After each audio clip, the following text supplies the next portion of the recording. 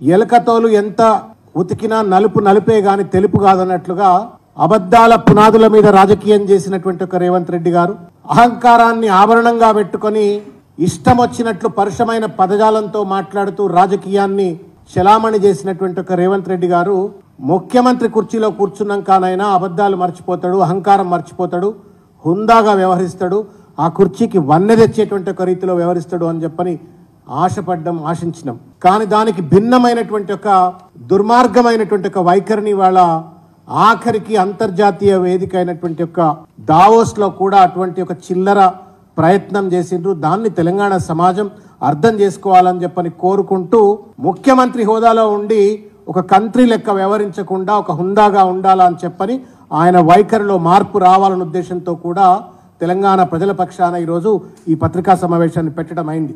కుక్కతో ఒక గుండ్రాయి కట్టిన చక్కగా కాదని చెప్పడానికి అబద్ధాలు ఆడి అధికారంలోకి వచ్చినాడు. ఇప్పుడు అదే అబద్ధాలు ముఖ్యమంత్రి అయిన తర్వాత కూడా కొనసాగింపుకు పాల్పడతా ఉన్నాడు. గోధి ఇండియా 8,000 కోట్ల రూపాయల పెట్టుబడులు పెట్టబోతుంది అని చెప్పని దావోస్లో రేవంత్ రెడ్డి గారు అగ్రిమెంట్ చేసుకున్నట్టుగా మనం వార్తల్లో చూసినాం. కొంచెం లోతుగా వెళ్ళి మీరు రీసెర్చ్ చేయండి. మీరు కూడా చదువుకున్న వాళ్ళు మేధావులు ఉంటారు. మీరు గూగుల్లో కొట్టి ఆ కంపెనీకి ఉన్నటువంటి ఒక బ్యాలెన్స్ షీట్స్ ఏంటివి, ఫైనాన్షియల్ డీటెయిల్స్ ఏంటి దయచేసి ఒకసారి చూడాలని చెప్పని నేను కోరుతా ఉన్నాను.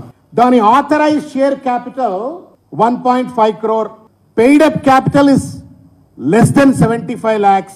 దాని మొత్తం annual profit and loss account లో 27 లక్షలు చూపెడతా ఉంది. దాని 31% ఆఫ్ ద షేర్ ను ఇంకో కంపెనీకి కూడా అమ్మేసినారు ఫర్ 50 crores of rupees. ఈ మొత్తం మీద 100, 150